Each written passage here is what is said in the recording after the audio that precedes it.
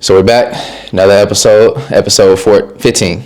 Yeah, I don't even know. Can't even keep counting no more. 15, but it's WideOut Wednesday again. We back. Definitely tap in with us.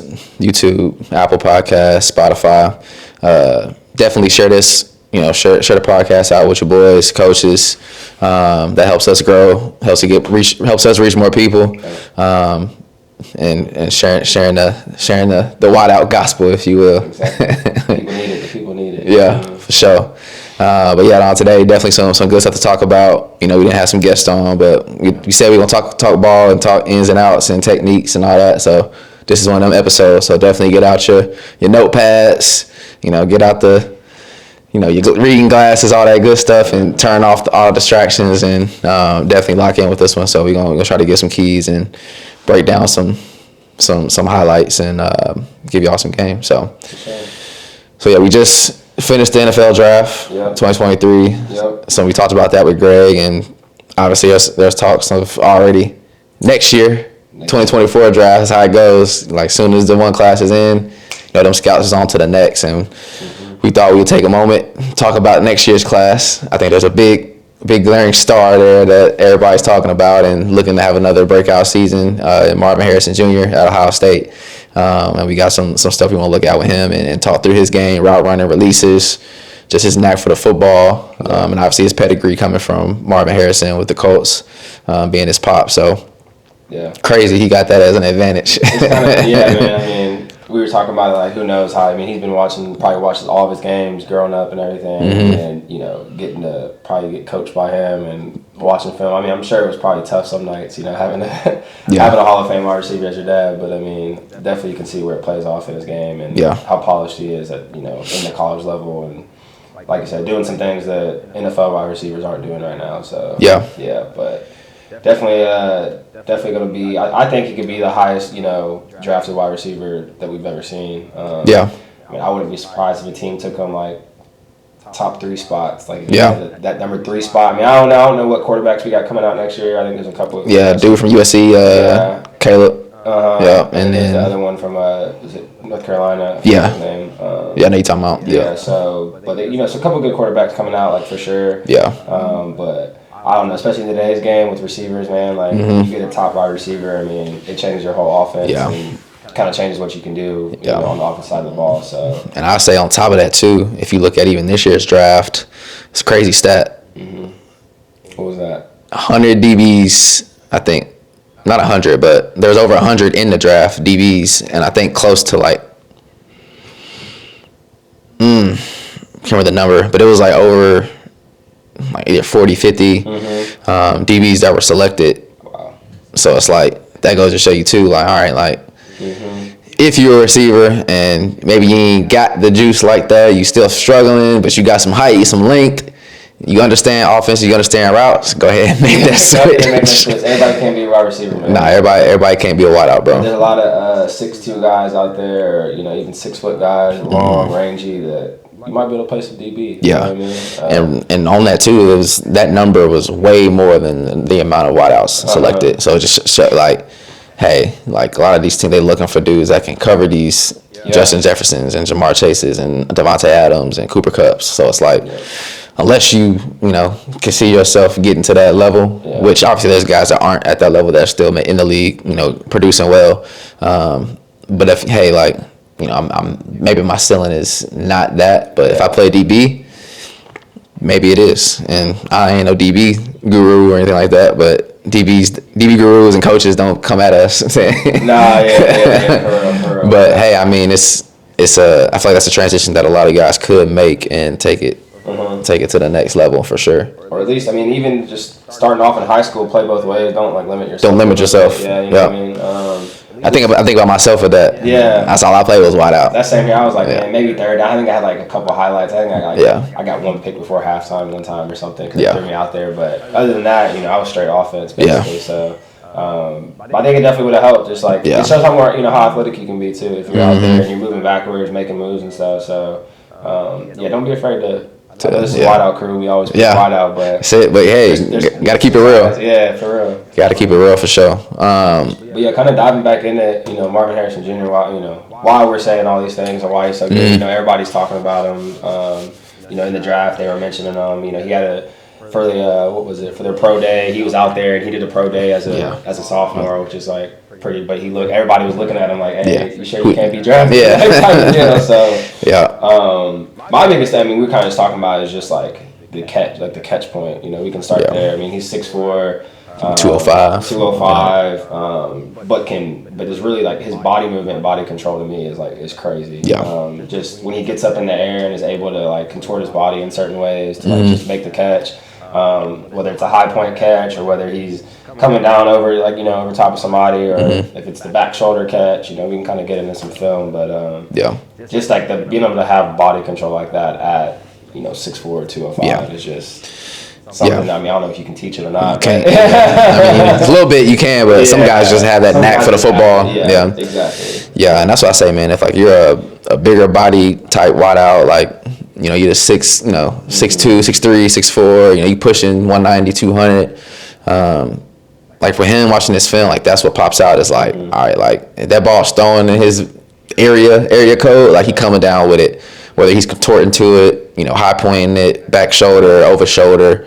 The catch point is just like it's 100%. Yeah. So I remember we had this conversation with a guy that we train. He's a bigger body wideout and like fighting through contact and not looking for the PI call. Like you're looking for a PI call, you probably not gonna get it. Yeah. Because now to the ref it just looks like you got stopped or like you stopped the route. Yeah. Or two, the ball comes and now you don't even put yourself in position to even give yourself a chance to even make the catch despite being held or whatever. But it's like if you do run through contact, you do fight through holding and all that stuff, now to the ref, that's way more apparent. Like, oh yeah, the jersey getting tugged. Yeah. He's trying to go somewhere and obviously can't get there easy. There's a PI call. And now, too, you put yourself in position to make the catch, to make the play. So it's like it's a win-win scenario. Either you get the PI call or two, you make the catch anyway. Yeah. And either you get the laundry and it don't even matter, automatic first down, or you don't catch it, automatic first down, except the penalty. So that's kind of like the who is it too? Like Shaq, like LeBron is a guy I think about. Like he's a big guy, goes to the lane and stuff. He gets fouled a lot, but they don't call it sort of deal. Yeah. But it's kind of if you're a bigger receiver, sometimes you just got to know, like, hey man, like you're gonna be bigger than the DB probably. And the ref's probably gonna give him a little bit of an advantage and let him be a little bit more aggressive. You know what I mean? Yep. So you just gotta know that being a bigger guy and don't just be like, oh, I'm getting held. Like even for fast guys to smaller guys, like if you run a 4.3 or 4.4 and everybody knows it, but then I'm gonna hold you. You getting held and now it looks like you're not getting the ball. Like that's easy for a ref to give that call. So just give yourself a chance to win, whether it's at the catch point or you get the PI call and it's automatic first. But that was back to Marvin Harrison. I mean, that's what pops out to me is like that ball gets thrown in that radius, he coming down with it somehow. Yeah, and you can kind of tell he has that, like we always tell mentality, like the receivers have a mentality when the ball's in the air. It's like I always tell people there's no such thing as 50-50 balls. Like it's 100 and 0 balls. Like somebody's gonna come down with it or somebody's not gonna come down with it. So I think he kind of takes that mindset and really applies it. You can tell when the ball's in the air. It's like, okay, this thing's mine. But we can get into some. But I say looking at this first clip, and we'll put it on the screen for y'all. Looking at home, but this is versus Michigan State, and just let it play the first time. It's second and long. In the red zone.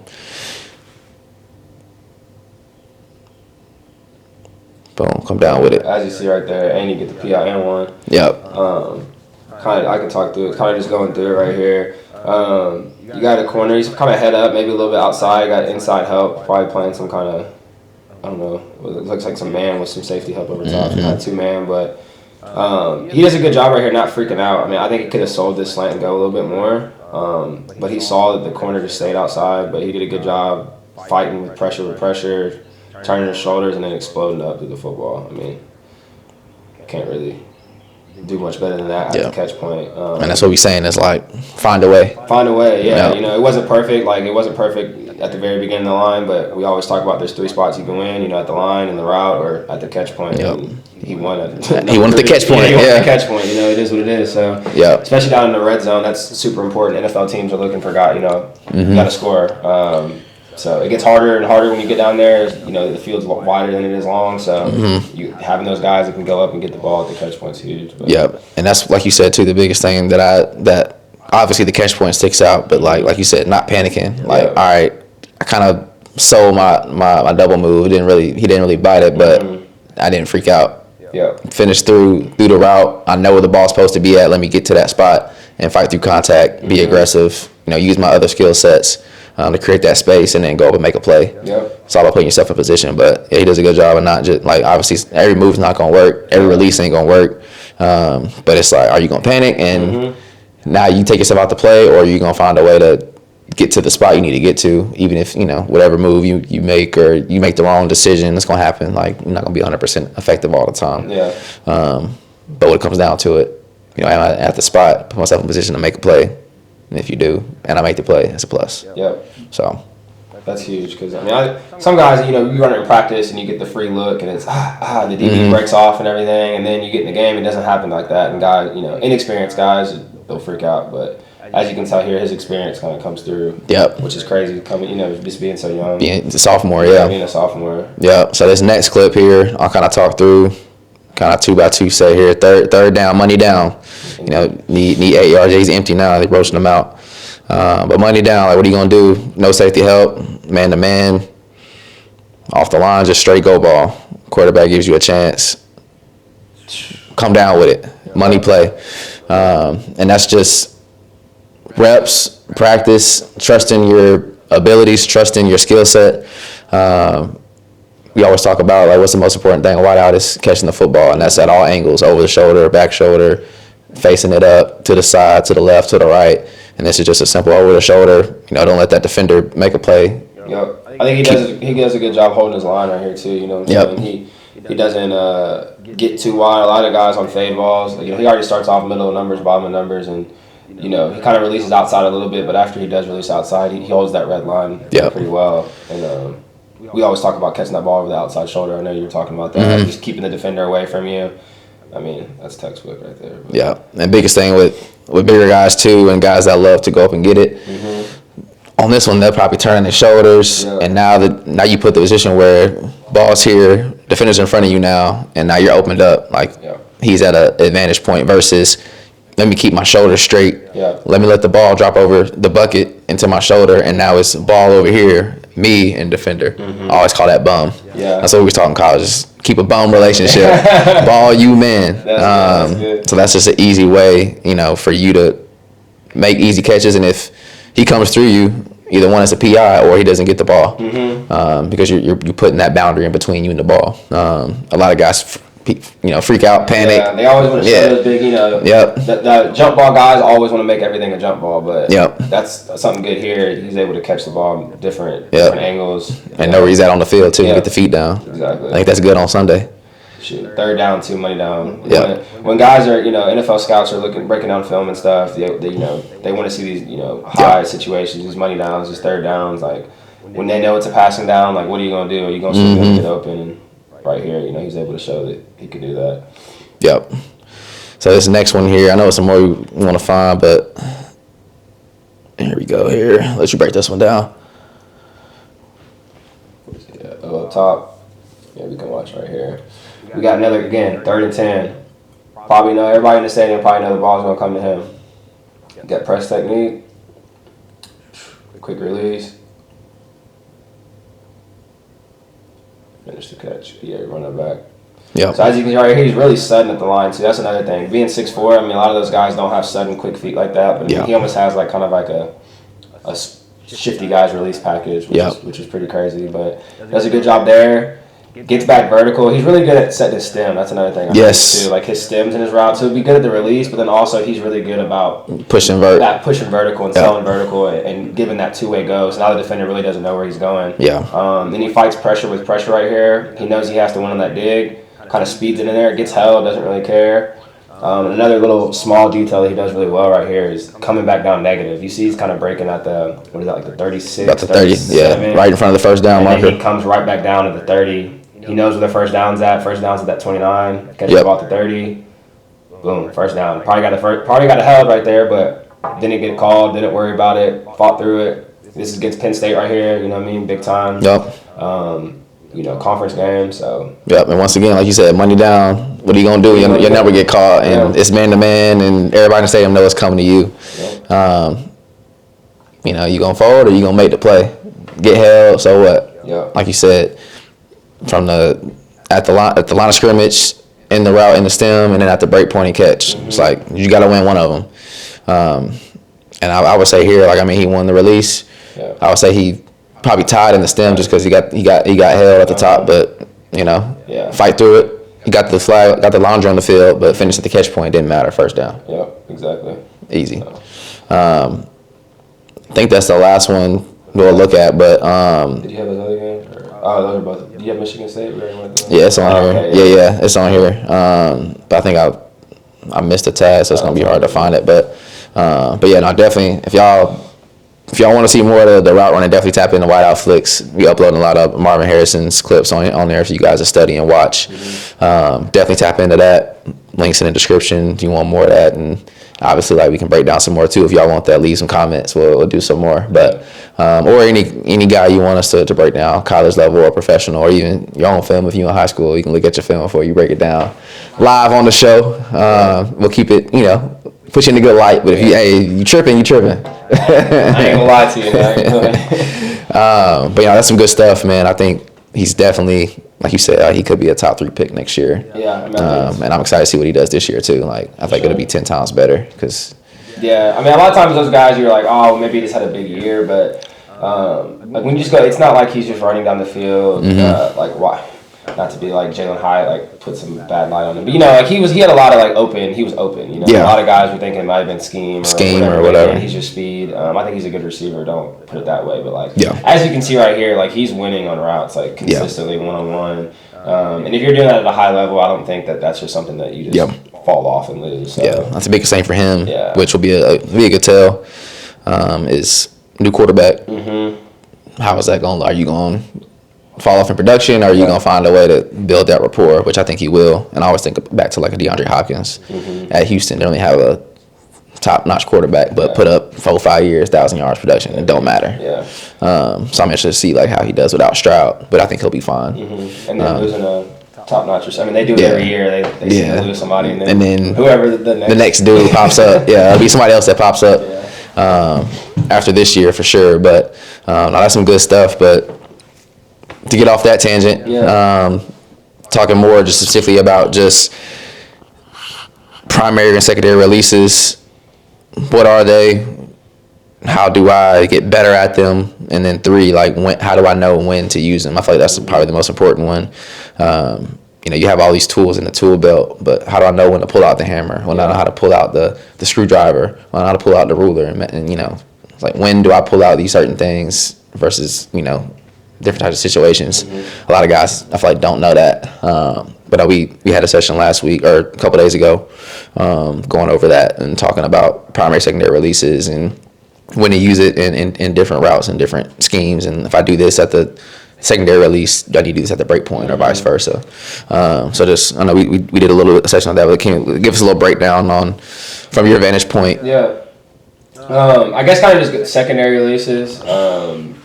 If y'all don't know what that is, secondary release, you have a primary release, which is if you're getting pressed at the line of scrimmage. So, in that 1 to 2 yard yard mark there at the line of scrimmage. And then you have a secondary release, which is at the second level, which is usually the linebackers, or if it's a safety that's rolled down, that's playing there. So check the camera real quick. Yeah. Keep going. So a lot of times we good? All right. Yeah, so a lot of times in the slot is when you're going to come up on those. We always talk about it, for slot guys, you're usually going to be using the secondary release the most there. Yeah. So my biggest thing is I always say is reset the line of scrimmage. So essentially you're just the secondary release, you're just doing a primary release, but 5 yards downfield. So really exploding off that ball. And I always talk about handshake distance. That's my biggest kind of key. Somebody told me that. So that's, if you're reaching your hand out, they reach your hand out, you're shaking their hand. That's how far you should be when you're making your move from the defender. If you're too far away from that, then the defender will still have some time to react and kind of recover. And if you're too close to them, you're probably going to get up into space and you're going to get some hands on. You're going to get jammed up, and you probably won't win your route that way. So that's kind of like the biggest key for me is just really resetting that line of scrimmage and then making your move at the proper distance. I know some guys, they'll either make it, like I said, too close, too far. And then it doesn't matter, even if you made the perfect move, it doesn't matter because you made it at the wrong time. So any like other keys that you would say? Like, and I think that's probably the main thing is like not making the move too close. Now you got contact and now you're stuck, jammed up, and then making it too far, like how you saw with that one clip with Marvin Harrison. Like he kind of made his move too far away from the defender, and he kind of played off, but didn't panic. But it's just knowing like, hey, what's that proper distance there? The biggest thing for me is just keeping it simple.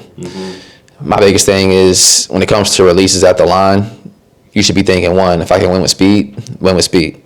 Ain't no need to jab step, split release, boxer step, like don't matter. Because if he wasn't there, you wouldn't be doing that. You wouldn't do it, So it's just like, if you don't need to do it, you're good. And then two, knowing, are you the primary, secondary, third, fourth, check down? What are you in the progression? If you're the primary read, you don't got a lot of time. You got to make your move and go, or get off the line and go. If you're third read, all right, now you can work a double move or whatever. You kind of got some time to make a move and go. So just understanding the timing of the play calls and where you are in the progression is important. I think that's like huge because we were working a drill. We were going up and we'd make like kind of a double up move on the defender there. And it's kind of like we got one of our guys, younger guys, middle school guys, like, hey, like when do I use this? Like why would I do this versus this right here? And that kind of goes back to what you're saying. Like, if you can win with speed and you don't even have to mess with that secondary defender, like, don't slow your feet down, don't slow your route down, and all that kind of stuff. So, like, if you get a free release and he gives it to you, then just take speed. But I think sometimes some guys confuse win with speed, and then they'll get all the way off their route. So, say they have, like, a seam route, they're running right at the seam, but then there's a guy playing inside leverage, and he's trying to wall them off. His job is to, push them outside, keep them from going inside. And so they think they're faster than that guy, and they'll just run this big old hump. But by the time they need to catch the ball 15, 18 yards on the hash, but they're all the way out, on the divide or on the numbers or something. So knowing where you have to get open too is the important part. I have my route, but I need to be here at this time. This landmark. So if you can win with speed at the beginning, then you might have a little bit of time at the top of your route. We always talk about those different phases. If you can get off the ball fast, you can win on your release fast. Now, say for whatever reason he's still in your back hip, you have time to hit that double up move or whatever it may be at the top. At the break point. The rocker steps and stuff like that. But say maybe you do get held up. He's playing pretty heavy, head up over you. You can't really shift him off the line. You have to make a pretty hard move. Then now when you get to the top of your break, you don't really have time to sit there and mess around. Make the double move. You kind of just need to go ahead and get to where you're going and get on your horse and then try to win at the catch point if you're still not at that point. And a little tidbit there you can do. I mean, the most you can do probably, give them a head turn and make your break. But as far as, taking more time to double up and all that, it's like you ain't got time. Yeah, you can deceive them a little bit. Just get a little, but you're not going to have the shake and bake or nothing like that. Yeah. So I feel like that's good. That's good information for them. Coaches, too, if you're coaching it up, like, obviously give them the tools. Some of things, obviously, like, some guys aren't going to be able to, they don't have the shiftiness, or you don't have time to coach up, like, how to shift the hips and angles and all that. But if you can give them tools that fit their skill sets now when it comes to a game, like, they ain't just out there like, coach, like, I got jammed up, or I ain't know what to do in this situation. But if you got the tools, now you can start applying them, and then when situations come up, you're like, hey, like, remember we worked this a couple weeks ago? Boom, you could have used it here. Or boom, like, you did use it here. That's perfect. Like, that made a ton of sense, got you open. Boom. Or hey, you knew that you were a clear out route, so when no point in you trying to get to my landmark and go, and now you opened up somebody else. And that's back to understanding playbook, understanding every pass play isn't for you to get open and catch the ball. As counterintuitive as that sounds, but like, to have a good offense, I mean, you got to have everybody on the same page and in unison and chemistry, and like you said, at the right landmark at the right time. And don't be selfish route runners, just like you were saying. And it helps when you know the playbook. You may have one route where you're running a seam route, but really, like you said, it may be a seam and you're just honestly technically clearing out for the dig coming back underneath. Yep. Or you could be running a seam route and you could be the primary read, you know what I mean? So at that point, you know, you may have to get open a little bit more. So use what you got and kind of go out there. But I know it sucks for me as a receivers coach, like in a game and something, they're like, coach, I just didn't know what to do. You're just like, dang, bro. Like, you know, like, I feel like as a coach, like, okay, well, either like you just weren't paying attention enough or like I didn't give you enough in your tool bag as a coach to apply it to when you apply it. You know what I mean? So, yeah, it's never a good feeling. So always, like I said, it's good to have that tool belt, but then it's even more important to like know when to use the right tool because it don't make no sense if you're on a job and you're using the wrong tool. Like, wrong tool, wrong job, like then it doesn't work. So I think it even goes down to understanding like inside versus outside. Like there's some things that you do in the slot that like, you know, like it's not really gonna work on the outside, and vice versa. Things you do on the outside, it might not really apply to slot route running. And there's some caveats that do intertwine too, as well, obviously. But just understanding that, and hey, once you master, like say you are a slot guy and you understand running routes in the slot, like go try to learn how to run routes on the outside and see what you maybe can or can't do out there, and then vice versa. If you're an outside guy, go run some routes in the slot and see, like, it's just different now. You're running your routes off backers and safeties versus on the outside and corners and safeties. I know a lot of guys will just be, I'm an outside guy, like, you know, especially like the big time, like outside, like the super short guys. Like, I'm never gonna be outside, but it's like, man, like you said, you can pick up stuff from being outside. I mean, if you're a slot guy and you're used to just working off a backer and a safety, then like maybe you need to go outside and like work on getting pressed, work on having to really craft and win on your route. And like you said, if you're an outside guy, come inside and like, you know, work on, you know, setting up a underneath defender and then pressing vertical on the secondary defender and getting open too. I think that's a big thing. Before we get off secondary releases, that's another thing. After you make your secondary release, like vertical pressure is key, like so key. A lot of people make their release and they think, oh, I just won, so I'm just gonna make my break to wherever I go. Like say I got a corner, I got a linebacker sitting at 5 yards, I make my secondary release and I shake them, but it's like, if you just break on your quarter now on your, you know, 6 yards, 7 yards or whatever it is, instead of getting 8 to 10 or 10 to 12, now that corner, his angle is going to be flat instead of having to backpedal more. And then now he can't get to the corner. Can't get to it. It's all about angle. So just knowing like, okay, hey, I won. Now again, let's press it back. Press it back.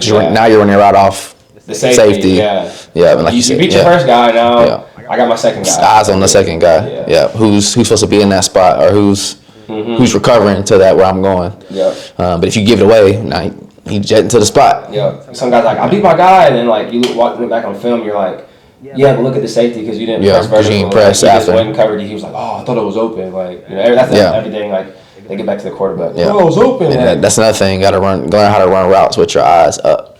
Huge. We had another guy.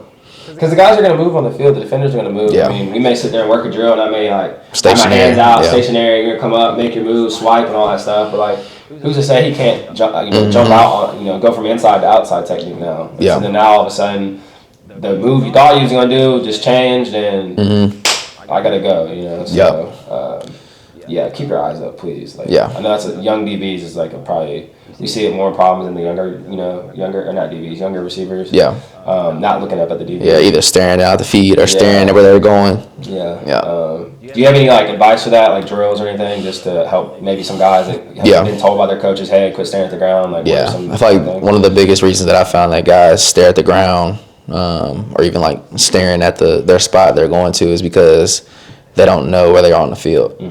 But my biggest, I guess, tip or coaching point that I try to teach guys is learn your steps. So if you know on my 5th step I'm at 8 yards, now it doesn't matter if you're on the 43 and you got to run a 10-yard post or a 12-yard, come back to 10. You know, hey, I'm usually on my 8th step or my 7th step, I'm at 10 yards or 12 yards. And now it's like I'm feeling my routes. And now I can look up because I know I can kind of count my steps and know how far I am in my route, where my depths are, and now I can survey the field and it's my 7th step, ready to break, boom. Instead of looking at, because staring down, you looking at the line, you looking at in high school.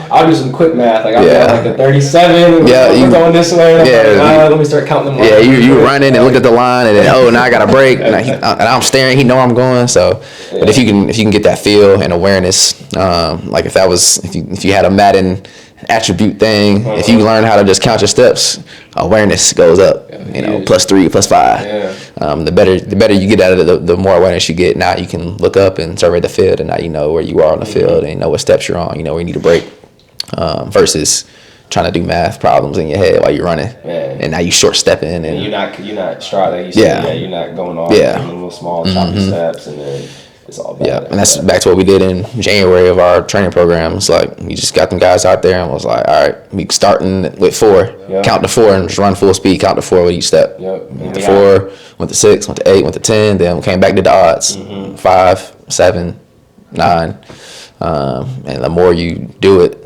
now you like, all right.